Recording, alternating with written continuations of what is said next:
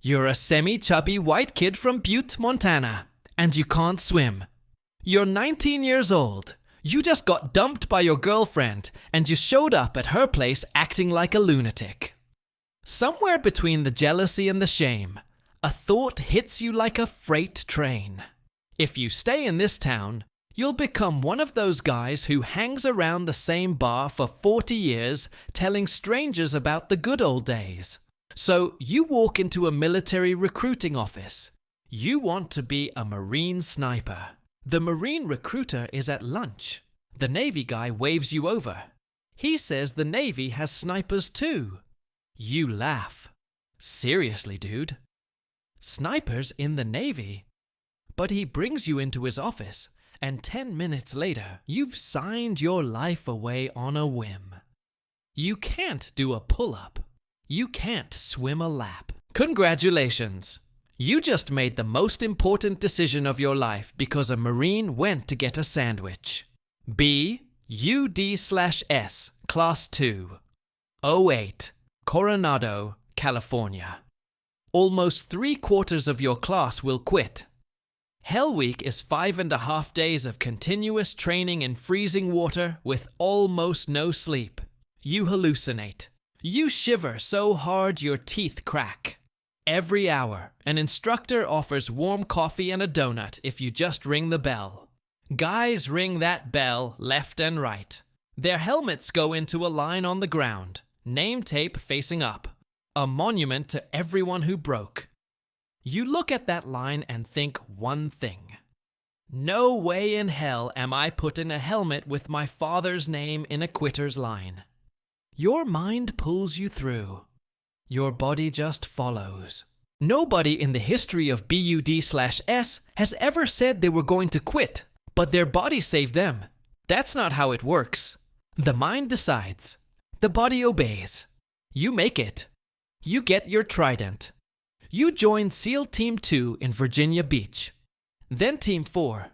You deploy. You fight. You come back and do it again. For 5 years, this is your life. Then September 11th, 2001 happens while you're stateside. You'd been thinking about getting out, maybe going back to Montana, finding something normal. Then 2 planes hit the towers, and a 3rd hits the Pentagon, and a 4th goes into a field in Pennsylvania. You watch it on TV and say 3 words. I can't leave now. They taught me how to fight. By 2004, you pass selection for DevGru, the unit the media calls SEAL Team 6. Red Squadron, the tip of the spear. Over the next 8 years, you complete more than 400 combat missions across 4 theaters of war, 2 Silver Stars, 4 Bronze Stars with Valor, 52 total decorations. You rescue Marcus Luttrell, the lone survivor. You help save Captain Phillips from Somali pirates by jumping out of a plane into the Indian Ocean at night. You say goodbye to your daughters 11 separate times, never knowing if you'll come back. You always do. Until the one mission where you're absolutely sure you won't. For 10 years, the CIA has been hunting one man, Osama Bin Laden. The trail runs cold 100 times, but one thread never snaps. A courier named Abu Ahmed al-Kuwaiti. 2 of the most senior al-Qaeda prisoners in custody both deny knowing him. Both downplay his importance. And that's the tell. When 2 high-value targets pretend the same guy doesn't exist, that guy matters. By 2009, the CIA tracks his white Jeep to a compound in Abbottabad, Pakistan. The compound is a fortress. 12 to 18-foot walls topped with barbed wire. No phone line, no internet. Residents burn their own trash. The 3rd floor balcony has a 7-foot privacy wall, as if someone very tall needs to walk outside without being seen. The compound sits 4 kilometers from the Pakistani military academy, 8 times the size of any neighboring home. The CIA director walks into the Oval Office and says this is the closest they've been in a decade. They sit you down. Red Squadron has been selected because you're rotating back from Afghanistan and can disappear without raising flags. The briefer says something like this: "We found a thing. The thing is in a house. The house is in a bowl. The bowl is in a country. Nobody says the name. They don't have to." As the briefings get deeper, the compound layout, the courier connections, the privacy walls, the experienced operators connect the dots. Then the commanding officer says it out loud. "We're as close as we've ever been to UBL. No cheering. No fist pumps. The room just gets quiet. Good. It's about time we kill this guy." The CIA analyst pulls you aside afterward. The woman who spent her entire career tracking this target. She looks you dead in the eye. 100% he's on the 3rd floor. Get there if you can. They build a full-scale replica of the compound. You rehearse the raid over and over. When you see the helicopters for the first time, you laugh out loud. Stealth-modified Black Hawks. You tell the guys, "I didn't know they were sending us to war on a Decepticon." But the math doesn't lie. The compound is deep inside Pakistani airspace. If the house is rigged to blow, you die. If Bin Laden is wearing a suicide vest, you die. If you stay too long and the Pakistani military responds, you get arrested and spend the rest of your very short life in a cell. You run the numbers. 90 to 95% chance none of you come home. You nickname your squad the Martyrs Brigade. A teammate asks the obvious question. If we all know we're going to die, why are we going? You think about a woman in the North Tower on September 11th. A single mom who dropped her kids off at school on a Tuesday morning. 45 minutes later, she jumped from the 90-something floor because that was a better option than whatever was happening inside. Her last act of human decency was holding down her skirt on the way to the pavement so no one could see her underwear. She was not supposed to be in the fight. You are. That's why you're going. You go shopping. You buy $350 Prada sunglasses. If you're going to die, at least die with some style. Your youngest daughter grabs a pink Hello Kitty suitcase and says she wants to come with you. Your wife doesn't do the usual stoic send-off. Normally she says, "I'm fine, just go." This time, there's nothing fine about her. You sit on a pelican case and write letters. Not to your daughters as they are now. To the women they'll become. Your middle daughter is 7, but you write to the 27-year-old version. "I'm sorry I missed your wedding. I know you were beautiful." You seal the letters in a manila envelope. You hand them to someone who isn't getting on the helicopters. "When you see me tomorrow, I want this back. If you don't see me tomorrow, there are instructions inside. Your last call is to your father. He's in a Walmart parking lot in Montana. You say, 'Hey, it's time to go to work.' He sits in his pickup for an hour afterward, unable to move. The CIA analyst asks why you're so calm. You tell her, 'We do this every night. We go to a house, we mess with them people, and we leave. This is just a longer flight.' 23 SEALs, 1 interpreter, a combat dog named Cairo, 2 stealth Black Hawks. May 1st, 2011. Operation Neptune Spear. You climb aboard. Some guys sleep, others listen to iPods. You count to 1,000, over and over, for 90 minutes. Every 15 minutes, the crew chief confirms you haven't been detected by Pakistani radar. Yet. With 15 minutes left, a George W. Bush quote starts looping in your head.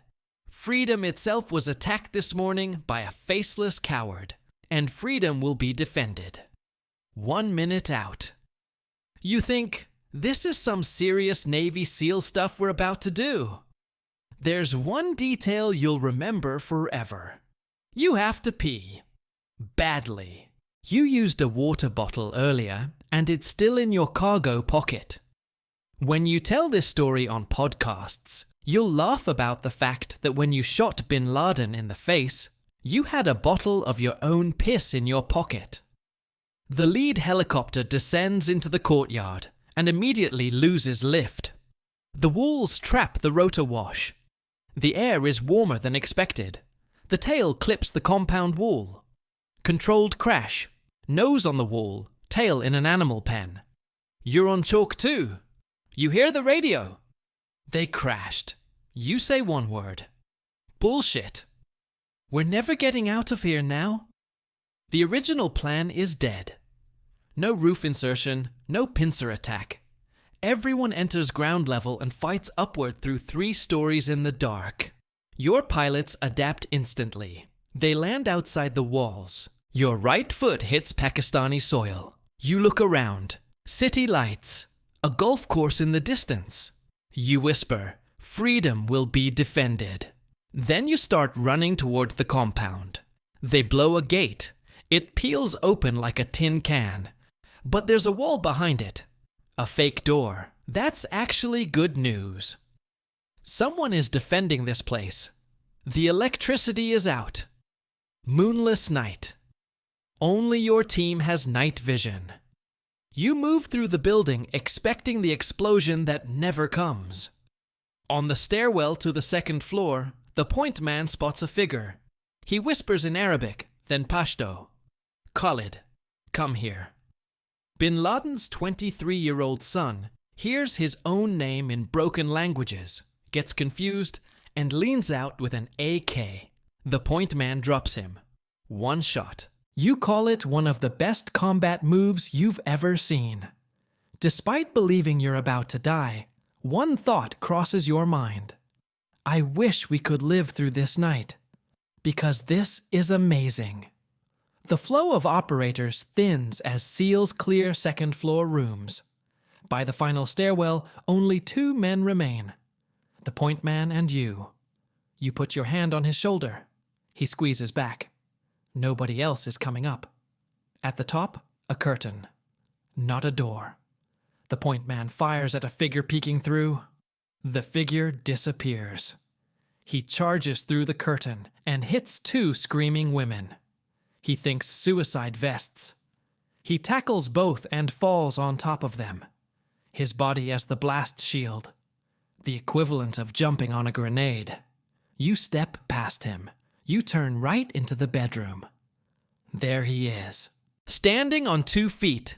Hands on a woman's shoulders. Using his youngest wife as a shield. Groping through the dark. Through your night vision scope, you see a face you've studied 1,000 times. Taller than expected. Skinnier. Shorter beard. White cap. You recognize him instantly from the nose. You raise your rifle higher than planned because of his height. You aim above the woman's right shoulder. 2 shots to the forehead. His head splits open on the 2nd round. He drops. 3rd bullet on the way down. Insurance. 15 seconds. That's how long the entire 3rd floor engagement lasts. 15 seconds to end a 10-year manhunt. 2 weapons sit on a shelf above the door. An AKS-74 and a Makarov pistol. He never reached them. You freeze. In the corner, a 2-year-old boy stands on chubby legs, crying. You pick him up and set him next to his mother. You're not a savage. A teammate walks in. Are you okay? No. What do we do now? He grins. Now we find the computers, man. We do this every single night. You blink. Right. You just killed Osama Bin Laden. Now get to work. The team leader radios command. For God and country. Geronimo, Geronimo, Geronimo. Admiral McRaven asks for confirmation. Geronimo EKIA. In the White House Situation Room, the president says 2 words: "We got him." Before the mission, a teammate had said, "If it's Bin Laden, I will suck your dick." After the shooting, you walk him to the body. Okay. Now is as good a time as any. He declines. The crashed Black Hawk gets stripped of classified tech and blown up. Pakistan will find the tail section later and reverse engineer it. Not your problem tonight. A Chinook extracts the team with Bin Laden's body, his computers, his hard drives, and his cell phones. On the flight back, about 80 minutes in, the radio crackles. All right, gentlemen, for the first time in your lives, you're going to be happy to hear this. Welcome to Afghanistan. The helicopter erupts, high fives, screaming. Oh my God, we did it. We pulled it off and we all lived. Not a single American casualty. The entire ground operation lasted 40 minutes. At Bagram, you walk the CIA analyst to the body. "Is this your guy?" She nods. "I guess I'm out of a job." When an official asks which SEAL killed Bin Laden, you give the only correct answer. We all did. Then comes the moment. You're standing at Bagram eating a sausage, egg, cheese, and extra bacon sandwich. On a big screen, Obama addresses the nation. You hear him say, "Osama Bin Laden." You look over at the body of Osama Bin Laden, then back at the TV, and you think, how in the world did I get here from Butte, Montana? You stay at Team 6 for 15 more months. You leave the Navy on August 24th, 2012, after 16 years and 6 months. 3.5 years short of the 20 needed for a pension. No retirement benefits. No health care for your family. The man who killed the most wanted terrorist in modern history walks out of the military with nothing. Your marriage collapses under the weight of 16 years of secrets and deployments. The SEAL community largely shuns you for going public, violating the quiet professional code. ISIS publishes your home address and your family's photos on jihadist forums. Your response on live TV? "I've been ready for this since we killed Bin Laden. I know how to defend myself." Your dad in Montana says, "I'll paint a target on my front door and say, 'Come and get us.' You write a book. The Operator. Bestseller. You get help for PTSD. You try experimental therapy with other Special Forces veterans. You remarry. You start an organization helping operators transition to civilian life. Some nights you sleep fine. Other nights you check every exit in the restaurant before sitting down. You keep a knife in your pocket. Always. You once said, "I'm still trying to figure out if it's the best thing I've ever done or the worst thing I've ever done." But he died afraid. He knew we were there to kill him. And that's closure. A semi-decent shape white kid who couldn't swim from Butte, Montana, became a Navy SEAL, ended up in Bin Laden's bedroom, and changed history. All because a Marine recruiter went to lunch. That wraps it up for today. Everything in this video is based on the public statements and interviews of Robert O'Neill, the Navy SEAL, who claims to have fired the shots that killed Osama bin Laden. Some details remain disputed by other members of SEAL Team 6, and I want to acknowledge that. If this one hit different, drop a comment. Subscribe for more.